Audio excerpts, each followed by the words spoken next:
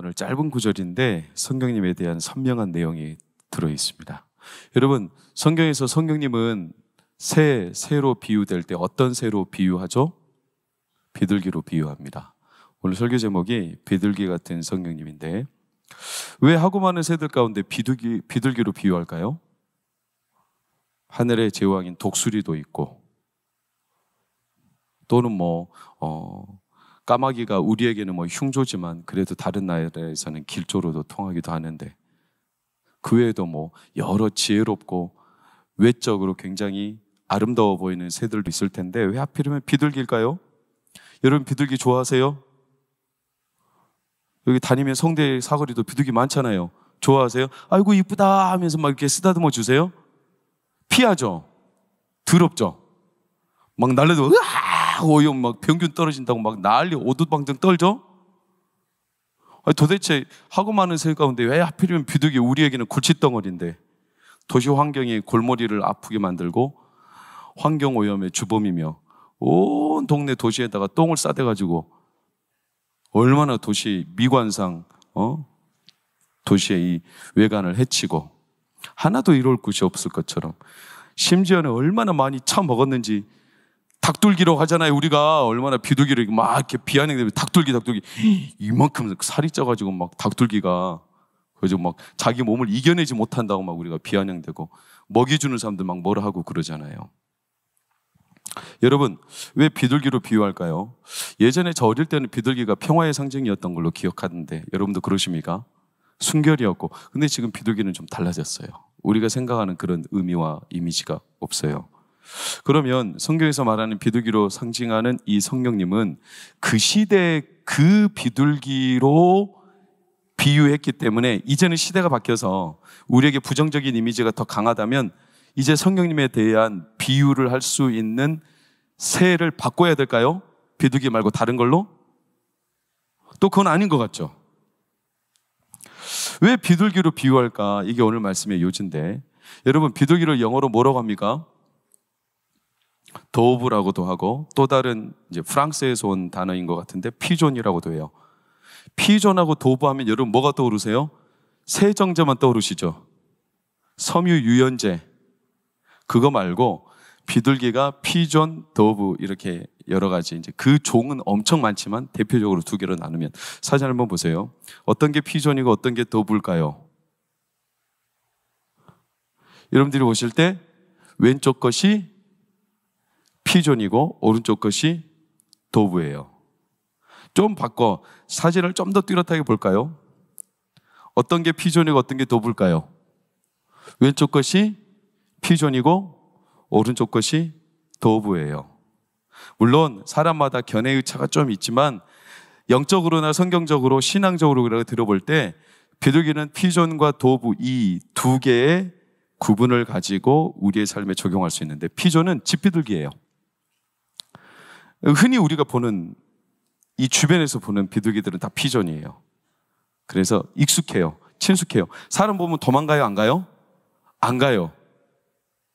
굉장히 사람하고 가까이 있어요. 그리고 사람이 해도 절대로 도망 안 가고 늘 사람 곁에. 여러분, 성령님은 피존일까요? 도브일까요? 사람과 친숙하다고 생각하니까 마치 피존처럼 들리죠? 그렇지 않아요. 피존은요, 때로는 여러 마리의 암컷과 짝을 지어요. 막 섞여서 살아요. 순결함이 없어요. 근데 도브는 야생 비둘기예요. 맷비둘기라고도 해요. 이 비둘기는 길들여지지 않아요. 사람에게 익숙하지 않아요. 친숙하지 않아요. 조금만 놀려도 떠나버려요. 그런데 이 도브라는 새는 야생성도 강하지만 순결함도 있어서 어떠냐면 평생 한 마리하고만 짝을 지어 살아요.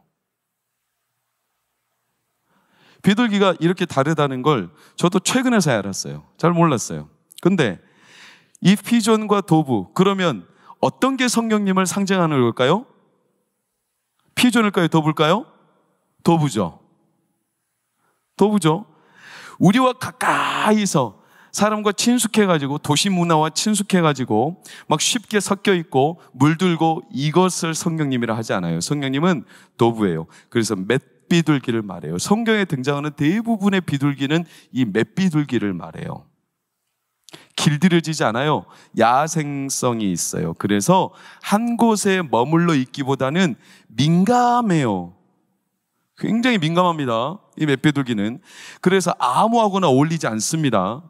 조금만 시끄러워도 떠나버립니다.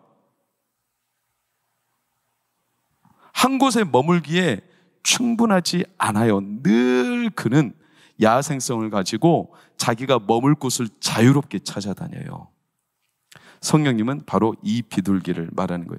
그러니까 왜 성경에서 성령님을 비둘기로 말하는지 우리가 현재 바라보는 비둘기로는 이해가 좀 안 되지만 성경의 언어로 볼 때 비둘기는 바로 이런 의미죠. 제가 주일날 설교 지난주 그전주에도 말씀드렸어요. 성령님이 우리 가운데 오시는 것은 누구에게나 다 허락된 일이지만 그러나 성령님이 우리 가운데 머물러 계시는 것은 쉽다 어렵다? 어렵다고 그랬어요. 성령님을 유지하는 것은 쉽지 않다. 왜냐? 도부와 같기 때문에 그래요. 익숙하지 않아요. 아무하고나 어울리지 않아요. 그리고 대단히 민감해요. 그러니 성령, 그 비둘기와 같은 성령님이 임하여 머물렀다는 것은 엄청난 사건이에요. 그것을 본다는 것은 이건 진짜 기이한 일이죠. 근데 그것을 누가 봤냐면 오늘 성경에 세례 요한이 목격했어요. 세례 요한이. 오늘 세례 요한이 어디서? 32절을 보실까요? 요한이 또 증언하여 이르되 내가 봄에 뭐가? 시작. 성령이 비둘기같이 하늘로부터 내려와서 그의 위에 머물렀더라. 그는 누굽니까? 예수님 말하죠. 예수님 위에 머물렀다. 오늘 32절 32절에 두 번이나 등장해요. 머물렀다. 여러분 맷비둘기와 같은 이 도부와 같은 비둘기가 머무른다는 것은 쉽지 않은 일입니다. 금세 떠나버립니다. 민감합니다. 대단히 그는 친숙하게 우리가 아무 때나 받아들이고 아무 때나 그분하고 그냥 마음만 먹으면 무조건 동의하고 이런 분이 아닙니다. 그런데 그분이 그 위에 머물렀다. 이걸 세례 요한이 본 거예요. 이거는 이미 성령의 역사가 시작되고 있다는 뜻이에요. 여러분, 우리도 감히 소망하게는 우리 동광교회와 우리 가정에서 여러분의 개개인의 삶에서 성령이 머물러 계심을 보게 되기를 축복합니다. 이게 축복입니다. 다른 게 아닙니다. 그분이 머물렀다. 헬라어로는 흔들려서 달아났다라는 단어에 완전히 반대되는 단어를 쓰고 있어요. 메노라는 단어는 무서워가지고 시끄러워서 마음이 안 맞아서 민감한데 너무나 부담스러워서 그냥 도망가 버리는 이 단어가 있는데 이 단어하고 정반대의 단어를 쓰며 그곳에 편안하게 비둘기가 내려앉았다. 예수님께, 역시 예수님이죠. 예수님에게로 내려앉은 성령님은 전혀 부담스럽지 않으셨다는 거예요. 그곳에 머물러 계시는 게 너무나 편안하셨다는 거예요. 너무나 편안하셨다. 우리는 이 사실을 늘상 보지만 우리가 과연 기도할 때, 내가 예배할 때, 내가 찬양할 때, 내가 하나님 앞에 일상을 살 때 과연 성령이 나에게서 편안하게 머물러 계시기를 원할까? 여러분 어떻게 생각하세요? 우리는 믿습니다. 개혁주의 신앙에서는요, 성령이 예수 그리스도를 믿는 자들마다 다 인치십니다. 할렐루야. 우리 안에 내주하십니다. 할렐루야. 성령이 떠나신다는 뜻이 아닙니다. 그러나 성령이 내주하셔도 능력으로 우리 가운데 부으신다는 걸 말해요. 머물러 계신다는 걸 말해요. 불편해하지 않으신다는 걸 말해요. 과연 내가 살아가는데 성령이 불편해하시는 거 아닐까? 이런 생각 해보셨어요? 여러분 어때요? 아이가 갓 태어났을 때 여러분 아이를 막 함부로 다룹니까? 아이를 어떻게 다뤄요? 그냥 대충 싸고 대충 그냥 바닥에 내려놓고 야 왜 밥 안 먹냐 막 이 숟가락으로 떠주고 그렇게 합니까? 아이가 목도 못 가니까 목이 꺾일까 봐 얼마나 조심조심하면서 아기가 혹시라도 이 음식 떠 먹일 때 이 온도가 너무 뜨거워서 될까 봐, 혹여라도 너무나 차가워서 깜짝 놀랄까 봐, 이 음식이 너무나 딱딱해서 소화를 못할까 봐, 이게 아이에게 바이러스 또는 이 아이에게 뭐 부작용, 여러 가지 몸에 다른 어떤 이런 이상 반응을 나타낼까 봐 얼마나 주의를 기울입니까? 왜요? 애가 너무나 여리니까, 민감하니까. 어떤 사람도 갓난 애한테 함부로 하지 않아요. 여러분, 성령님을 그렇게 대하십니까? 진짜 성령님이 나와 함께 하시는 것을 소중하게, 조심스럽게. 성령님이 갓난아기라는 뜻이 아니에요. 그러나 성령님은 갓난아이보다 훨씬 민감하세요. 훨씬 민감하세요. 결코 우리가 함부로 해도 끝까지 우리를 떠나시지는 않지만, 그러나 성령님의 마음에 근심이 생기면 성령님은 기름 부지 않아요. 이게 엄청난 차이예요, 여러분. 예수님에게 그 성령이 그대로 머물렀다는 것을 세례요한이 본 거예요. 여러분, 세례요한 같은 사람이 이 땅에 난 적이 없어요. 그 사람이 오늘 말씀에도 2번이나 등장해요. 나는 그를 알지 못한다. 나는 그를 알지 못한다. 세례 요한처럼 하나님이 예비하신 말라기 4장에 가장 정확하게 엘리야의 심령을 가진 선지자가 일어날 거다. 그게 세례 요한이에요. 세례 요한은 많은 사람을 아버지께로 돌아올 거다. 그는 유별난 사람이에요. 그는 광야 의인이에요. 그는요, 예수님 다음으로 엄청난 그 시대에 영향력을 가지고 있던 사람. 근데 그 사람조차도 예수님이 누군지 알지 못했다는 거예요. 그렇게 해박하고 영적으로 깨어있는 사람도 그조차도 성령님과 동행하는 게 뭔지 몰라요. 그런 그가 성령님이 비둘기처럼 예수님의 머리 위에 임했다, 머물렀다, 이것을 본 것을 가장 뜨겁게, 그래서 내가 증언한다, 확실하게 증언한다 라고 말할 정도라면, 세례요한 같은 사람이 그 정도로 성령님의 머무르심을 가장 뚜렷한 증거로 확신하여 증언할 정도라면, 세례요한에게 못 미치는 우리는 사실은 성령님의 임재를 얼마나 더 갈급하고 사모해야 되는지 몰라요. 성령님이 하시는 걸, 성령님이 임하시고 머무르시는 것을 본 사람이라면 그 순간을 빼앗기고 싶지 않을 겁니다. 여러분, 어떻습니까? 인생을 살아오면서 내가 진짜 그 순간이 지나가지 않기를 바랐던 때가 있어요? 언제세요? 진짜 내가 이 순간만큼은 너무나 황홀해서 마음이 너무 기뻐서 이 순간만큼은 지나가지 않기를, 결혼할 때였습니까? 표정을 보니 아닌 것 같고. 내 자녀가 취직했을 때였습니까? 그것도 아닌 것 같고. 언제였습니까? 이 순간만큼은 지나가지 않기를. 아마 그런 경우가 있을 텐데 우리가 살다 보면 별로 없죠? 별로 없을 겁니다. 빨리 이 순간이 지나가기를 바라는 일들이 더 많을 겁니다. 그만큼 우리 마음은 분주합니다. 굉장히 마음의 자리를 쉽게 뺏겨요. 여러분, 예배 드리면서도 예배 드리는 게 너무나 즐겁고 말씀을 듣고 찬양하고 기도하고 이 시간이 너무 즐겁고 마음에 기쁨이 겨워서 아멘 안 하잖아요?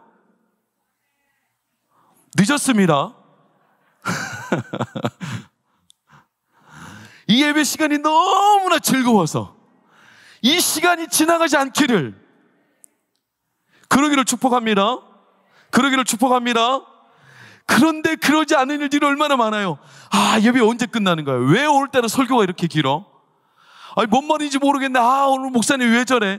아, 빨리 끝나고 가면 좋겠네. 추석인데 말이야. 꼭 이런 때도 금요철 해야 되나? 이런 분주하고 뭔가 쫓기고 뭔가 마음에 막 뒤틀려 있고, 성령님이 계시겠어요? 이 민감한 성령님이 우리 안에 머물러 계실 만한 마음의 편안함이 있으시겠어요? 여러분, 어때요? 우리 가운데 수많은 잡념과 잡생각, 감정, 소용도 리치며 예배 드릴 때도 말씀 드릴 때도 기도할 때도 내 생각이 엄청 많아요. 생각이 많아요, 생각이. 그래서 마르다처럼 마리아는 예수님 발치에 앉아가지고 그 말씀 듣기를 너무나 즐거워하며 그 말씀을 한순간에 놓칠까봐 막 눈이 똘망똘망해서 그 예수님 발치에 앉아있는 게 너무나 즐거워서 이걸 뺏기지 않으려고. 예수님 그러잖아요. 마리아는 좋은 것을 선택하였으니 빼앗기지 아니하리라. 그런데 그 곁에 있던 마르다는 마리아의 심경과 마리아의 형편을 전혀 이해를 못해요. 왜냐? 생각이 너무나 많아요. 분주하고 있어요. 근심, 염려라는 뜻은 생각이 나뉜다라는 뜻이에요. 너무나 갈래갈래 찢긴 생각들이 많아요. 그래서 어디다 생각을 둬야 될지 몰라. 생각에 뿌리가 없어. 그러니까 새가 딱 앉으려고 하면 또 푸드득 하고 날아가 버리고, 그나마 성령이 또 나에게 오려는데 또 딴 생각이 후두둑 날아가 버리는 거예요.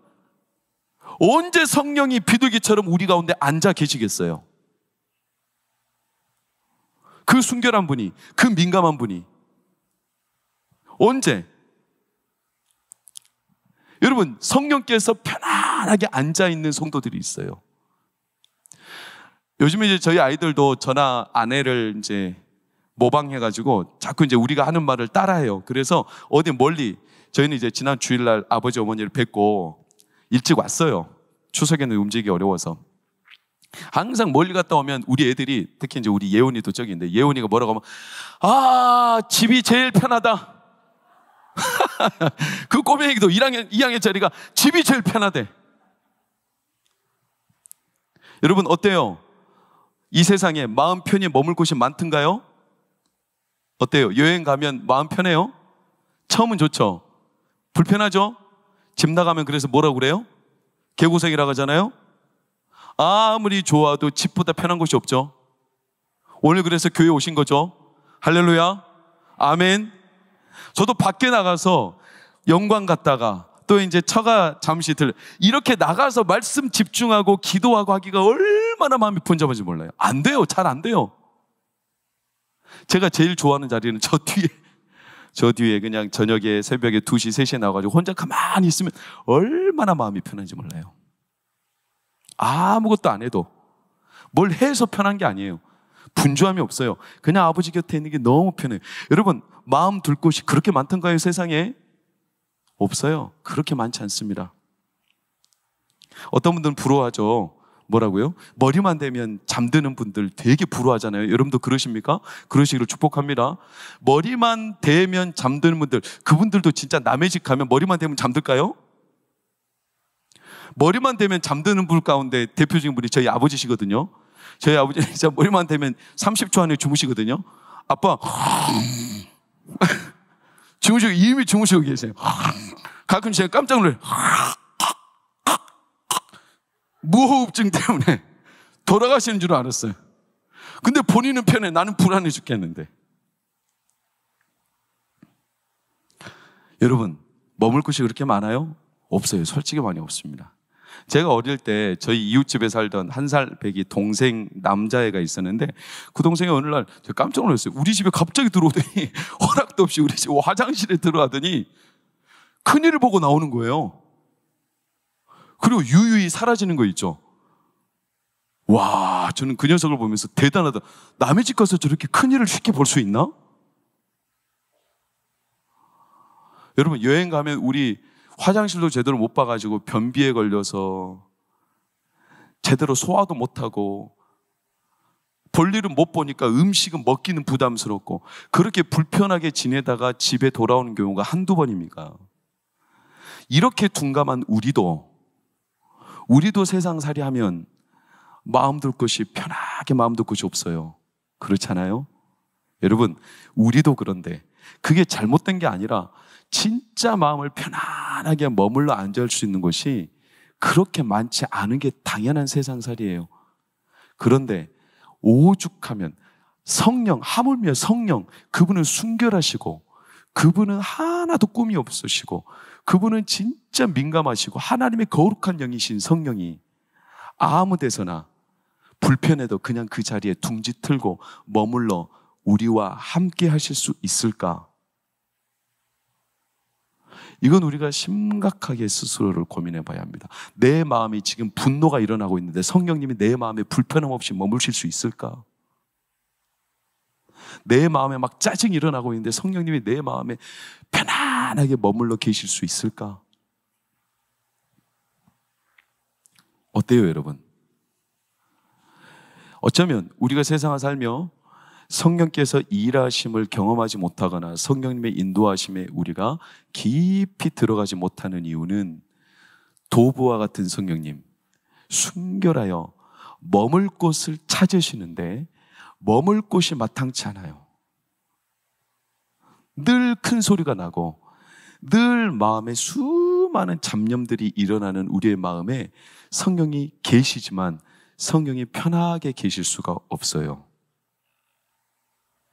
그게 어쩌면 우리의 가장 큰 화두일 거예요. 사랑하는 여러분, 오늘 밤 이 자리에 나와서 우리가 함께 기도하고 하나님 앞에 마음을 목 놓아 구해야 될 것은 우리 안에 성령이 머물러 늘 충만히 계시기를 사모하시기를 축원합니다. 그게 복입니다. 세상도 보세요. 돈이 머무는 자리들이 있잖아요. 인맥이 넓어지는 자리들이 있잖아요. 지식이 많아지는 자리들이 있잖아요. 사람들은 거기에 머물기를 바라죠. 그러면 성령님은 어느 곳에 머물기를 바라실까요? 돈이 있는 곳, 인맥이 많은 곳, 또는 지식이 막 확대되는 곳, 이런 곳에 성령님이 머물기를 바라실까? 결코 그렇지 않죠. 세상 어딜 가도 솔직히 말하면 성령이 함께 편안하게 머물러 계실 곳이 그렇게 많지 않아요. 그 단적인 증거가 노아 홍수 때 보면 알 수 있어요. 그 세상이 죄로 관영하여 홍수가 범람했을 때 노아가 3번이나 비둘기를 내보내죠. 2번이나 다시 돌아옵니다. 왜? 성경은 이렇게 증언하고 있어요.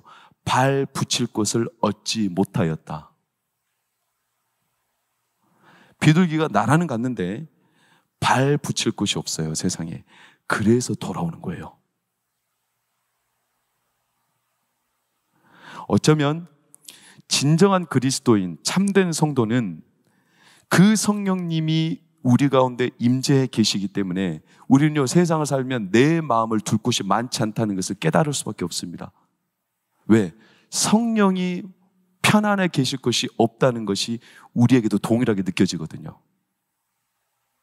그래서 어느 날 예수를 믿고 친구 관계가 줄어들고 예전에 만나던 세상적인 관계들이 줄어들고 예전에 늘상 나가던 동아리나 이런 정규적인 모임들이 줄어드는 이유는 너무나 당연한 겁니다. 왠지 아십니까? 성령이 머물러 계시기에 편안하지 않은 자리들이 너무나 많기 때문에 그래요. 그게 어쩌면 우리에게는 외로움이에요, 성도에게는. 그게 잘못된 게 아니에요. 어떤 목사님들 이렇게 말하는 경우가 있어요. 그리스도인이 세상에 어느 곳에서도 잘 어울려야 된다. 네, 맞아요. 잘 어울려야죠. 세상이 빛과 소금이니까. 그러나 그것은 인내하고 품어내고 참는 겁니다. 그들을 포용하고 참는 거지 그곳이 편안해서가 아닙니다. 불편하지만 그래도 내가 포용하는 거죠. 그 사람들을 내가 품어내는 거죠. 왜? 그래야 그들 안에도 하나님의 은혜가 임하기 때문에 불신자인 친구도 불신자인 가족도 때로는 불신자인 여러 상황에서도 내가 그것을 피하지 않고 들어가는 이유는 하나님의 이 가슴에 부어주시는 은혜가 그곳에 계속 발붙이기를, 그곳에 변화가 일어나기를 노아처럼 또 비둘기를 보내고 또 보내고 또 보내고. 왜? 오늘날에도 노아의 방주가 성소를 가리킨다면 오늘날 이 교회는 하나님의 성소죠. 성령이 임재하시는 곳이죠. 할렐루야. 그래서 이 성소인 성전에서는 하나님이 계속 성도들을 비둘기처럼 보내는 거예요. 가서 발붙일 곳이 있도록. 그래서 그곳에 성령의 역사가 드러나도록. 그래서 우리로 하여금 나가게 하시는 거예요. 성령님이 머물러 계실 수 있는 곳이 없을지라도 또 들어가게. 이것을 우리는 늘 경험하는 거 아니겠습니까? 그런데 만약 우리 가운데 성령님이 머물러 계실 수 없는 나 자신이 그렇다면 얼마나 큰 어려움을, 곤란함을 당하겠어요. 여러분, 우리가 그래서 성령님을 근심하게 해서는 안 돼요. 저도 마찬가지고. 제가 이번 주는 참 분주했어요. 너무나 많이 분주했어요. 그래서 저는 성령님께 좀 정직하게 이 자리에 서고 싶은데 담임 목사라는 이런 외적인 기준과 허우대가 있기 때문에 이 자리에 서서 말씀을 전해야 되는데 하나님 앞에, 하나님, 제가 과연 오늘 밤에 말씀을 전할 수 있는 마음의 준비가 되었습니까? 성령님 나와 함께 하십니까? 이런 고민이 방금 1시간 전까지도 얼마나 가슴에 막 고민이 되고 딜레마가 되는지. 저도 차라리 정직하게 스미스 위걸스워스 목사님이 그러셨다는 거예요. 부흥 집회 가셨는데 부흥집회 정시가 됐어요. 근데 밖에서 아무리 30분부터 나오라고 해도 안 나오시는 거예요. 그래가지고 정시가 지나버렸어요. 한 15분 지났어요. 그제서야 스미스 위글스 목사님이 나오시더라고요. 나오셔가지고 이제서야 딱 가더라는 거예요. 어떻게 보면 변덕스럽죠. 근데 스미스 위글스 목사님 뭐라고 하시냐면, 내가 성령님의 임재가 없이 단에 오를 수 없기 때문에 성령님께 늘 계속 나와 함께 해주시기를 간구하고 기다렸는데 드디어 하나님이 내 마음에 성령을 부어주셨습니다 하고 그 단에 섰다는 거예요. 그렇게 정직하셨어요. 그렇게 진실하셨어요. 사랑하는 여러분, 제가 사건 목사가 아니라 삭을 받기 때문에 일하는 목사가 아니라 진짜 성령의 인도하심을 받는 목사가 되기를 기도해 주십시오. 늘상 서야 되는 자리니까 당연히 서는 게 아니라 정직하게, 성령님 과연 내가 오늘 밤 이 자리에 서도 되겠습니까? 나와 함께 하십니까? 오늘 밤 성도들에게 저를 통하여 하나님 일하실 겁니까? 성령님을 근심하게 하는 일들, 성령이 떠나신다는 말이 아니었다고 오해하지 말라고 말씀드렸습니다. 이미 우리 가운데 인치신 성령님은 떠나지 않습니다. 그러나 성령님을 근심하게 하여 그 도부와 같은 성령이 머물지 못할 정도로 불편하다면 성령의 기름 부음이 없어요. 그 말은 모든 일을 여러분의 힘으로 해야 돼요. 하나님의 힘으로 하지 않아요. 여러분, 이게 얼마나 큰 차이인 줄 아세요? 지금 세상이 불과 며칠 지나기가 무섭게 또 포항에 홍수가 나고 난리 나지 않았습니까? 노아 홍수 때는 어땠겠어요? 지금 포항이 한 주차장에서 8명이 실종돼가지고 그 중에 2사람 살아남고 6명, 8명 막 이렇게 지금 심정지 상태로 시신을 꺼내지 않았습니까? 어떻게 못 나올까? 우리 교회는 참 감사해요. 그나마 지하 3층에 차가 침수는 됐지만 인명피해가 없었다는 게 얼마나 감사한지 제가 지금에서야 다시 실감하게 느끼고 있어요. 우리가 생각하면 이상하죠. 아니, 거기서 빨리 나오면 될 거 아니야. 아니, 차 버리고 뛰어나와야지. 여러분, 그게 쉬운 줄 아세요? 실제로 물리학자들이 실험을 해봤어요. 이 문이요, 차의 4분의 1 정도, 30cm 정도만 잠겨도요, 문이 안 열려요. 그렇게 수압이 센 거예요. 문이 안 열리는데, 게다가 오늘날 차들은 너무나 막 더 센서가 민감해가지고 오작동하는 경우도 많고요. 저희 교회 그 물로 내려갈 때요, 엄청났습니다. 그 지하로 내려가는 물, 이게 콸콸콸콸 쏟아지는데요, 거기를 제가 성큼성큼 걸어갈 수 있을 것 같죠? 몇 번이나 넘어졌어요. 못 걸어가요. 물 깊이가 깊은 것도 아니고 고작이야 발목 높이인데 물이 얼마나 세게 흘러내리는지 못 느낍니다. 여러분, 세상의 홍수와 세상의 일들이, 세상의 지식의 홍수가, 세상의 돈의 홍수가, 환경의 홍수가, 세상 일의 수많은 홍수들이 일어날 때 내 힘으로 그것을 감당해낼 수 있을 것 같습니까? 내가 그것을 밀고 탈출할 수 있을 것 같아요? 성령의 기름 부으심이 없이 내 힘으로 그 일을 감당할 수 있다고 생각하면 오산입니다. 오산이에요. 절대로 불가능한 일이에요. 그런데 성령이 우리 가운데 머물러 계시기에 불편한 마음을 가지신다면 그것은 성령께서 우리 가운데 기름 부어 일하지 않는다는 뜻이에요. 다시 말하면 나는 내 생각으로 가득 차서 내 힘으로 이거를 감당하려고 안간힘을 쓰는 거예요. 여러분, 그럴 때 그 힘으로 감당할 수 있느냐? 결코 불가능해요. 나가 떨어지게 되어 있어요. 침수돼 버려요. 세상의 지식의 홍수에 침수되고, 세상의 돈의 홍수에 침수돼 버리고, 인간관계의 홍수에 침수돼 버리고, 감정의 홍수에 매몰돼 버리고, 수많은 것들에 매몰돼 버려요. 그래서 하나님이 세상을 살아가는 성도들에게 가장 좋은 것, 가장 좋은 길, 성령을 부어 주시는 겁니다. 할렐루야. 그래서 성령을 주시는 거죠. 성령의 기름 부음을 통하여 우리 가운데 하나님의 능력이 드러나게 하시는 거예요. 제가 좋아하는 시편 가운데 시편 131편을 좋아합니다. 다윗의 시죠. 뭐라고 말합니까? 내가 감당하지 못할 어려운 일을 하려고 힘쓰지 아니한다.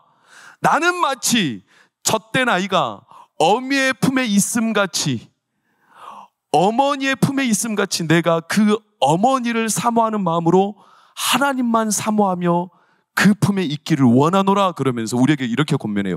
이스라엘아, 지금부터 영원까지 여호와를 바랄지어다.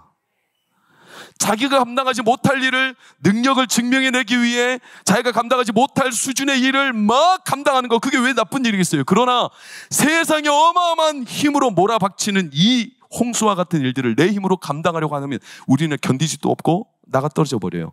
다윗은요, 그런데 그 일을 감당할 수 있었던 이유가 그는 하나님을 사모했어요. 그러자 하나님이 그에게 하나님 마음에 어떤 사람이라? 합한 사람이라. 다윗이 하나님 마음에 합한 사람이라. 다시 말하면 하나님의 마음이 다윗과 하면 편안했어요. 편안했어요. 그래서 성령이 그에게 머물러 계신 거죠. 그러자 다윗이 자신의 능력을 뛰어넘는 일들을 감당할 수 있었던 거예요. 왜? 자신의 힘으로가 아니라 하나님이 주시는 힘과 지혜로. 여러분, 우리가 이렇게 성령의 민감한 자리에 늘 있다는 사실을 기억하시길 바랍니다. 성령을 근심케 하는 일들이 너무나 많아요. 가장 대표적인 거 기억하십시오. 쓴뿌리입니다. 쓴뿌리. 쓴뿌리는 조금 바꿔 말하면 조급함입니다. 조급함. 내 성질에 못 이겨 짜증내며 원망하며 분노하며 내 화를 못 참아, 또는 탐심 때문에, 또는 남을 그런 이유로 험담하며 뒷담화하며 내 안에 쏟아내는 쓴뿌리는 하나님의 성령을 근심케 합니다. 그래서 성령이 우리 가운데 머물러 계시기가 불편합니다. 운전하면서도 쓴뿌리는 일어나요. 운전하면서 앞차가 늦게 가잖아요. 막 성질이 일어나버려요. 빵빵! 도대체 왜 나온 거야? 운전을 졌다 이로 할 거면. 1초가 급한데 앞에서 주차장에서 차를 못 빼고 계속 카드를 교체하고 있어요. 아니 진작 좀 준비하지. 도대체 참 멍청이가. 지금 제 얘기하는 것 같죠? 맞아요. 여러분, 이번 추석 때 내 성질을 건드리는 사람이 있지 않던가요? 뭐가 어땠네, 뭐가 저쨌네. 예배를 드리다가도 예수님 말씀하셨죠. 형제와 불화한 일이 생각나거든 하나님과 화목하고, 형제와 화목하고. 왜? 그 안에 쓴뿌리가 그 형제에 대한 화, 원망, 수많은 분노, 그리고 짜증으로 섞여서 하나님의 성령이 그에게 머물지 못해요. 기쁨이 없어요. 만족이 없어요. 늘 쫓겨요. 조급해요. 그래서 성령님께 우리 가운데 하나님을 근심하는 일들을 계속 점검하라고 사도는 권하죠. 사랑하는 여러분, 성령님께 맞추어 살라는 것이 과민성 장애처럼 그럼 성령님께 도대체 어떻게 맞추어 살 수 있어? 이걸 말하는 게 아니에요. 너무나 그분은 예민하신데 우리가 그분께 어떻게 맞춰? 그걸 말하는 게 아니에요. 그게 아니라 우리가 누군가를 진짜 사랑하면 그하고 어떻게 살려고 힘써요? 맞춰 살려고 힘쓰죠? 그를 진짜 사랑하면 우리가 그 사람과 맞춰서 살려고 힘쓰지 않습니까? 얼마나 맞추려고 합니까? 보폭도 맞추고, 성격도 맞추려고 하고, 대화도 맞추려고 하고, 시간도 맞추려고 하고, 약속도 맞추려고 하고, 음식도 맞추려고 하고, 최소한 그 사람하고 내가 관계를 유지하기 위해 얼마나 맞추려고 했습니까? 왜? 사랑하니까, 함께하고 싶으니까. 그걸 말하는 거죠. 우리가 성령님을 근심시키지 않고 성령님을 사랑하고 성령님이 내 안에 머물러 평안히 계시기를 바란다면, 여러분, 당연히 그분과 맞추기를 우리는 힘쓰는 겁니다. 왜? 사모하기 때문이죠. 성령님 내 안에 계셔 주십시오. 나와 함께 해 주십시오. 내 마음의 분노와 원망과 짜증과 수많은 쓴뿌리와 내 안에 일어나는 수많은 탐심과 내 안의 정욕과 용서하지 못한 마음들을 내가 빨리 떨쳐버리고 싶습니다. 그리고 성령님이 나와 함께 하시기를 바랍니다. 이게 성도의 진짜 자랑이요 즐거움 아니겠습니까? 그래서 성령에 민감한 사람은 어떤 사람이냐면 가끔 화도 나요, 분노도 나요, 원망도 나요, 짜증도 나요, 탐심도 왜 없겠어요? 용서하지 못하는 사람이 왜 없겠어요? 그런데 그 사람이 성령님과 함께하는 사람의 특징이 있어요. 그게 뭐냐? 빨리빨리 알아차려요. 뭐를? 아차, 내가 지금 성령님이 불편하게 하시는 마음을 가졌구나. 이걸 알아차리고 빨리 털어내버립니다. 그 사람은. 왜? 그 사람과의 관계도 중요하지만 나는 성령님이 머물러 계셔야 되거든요.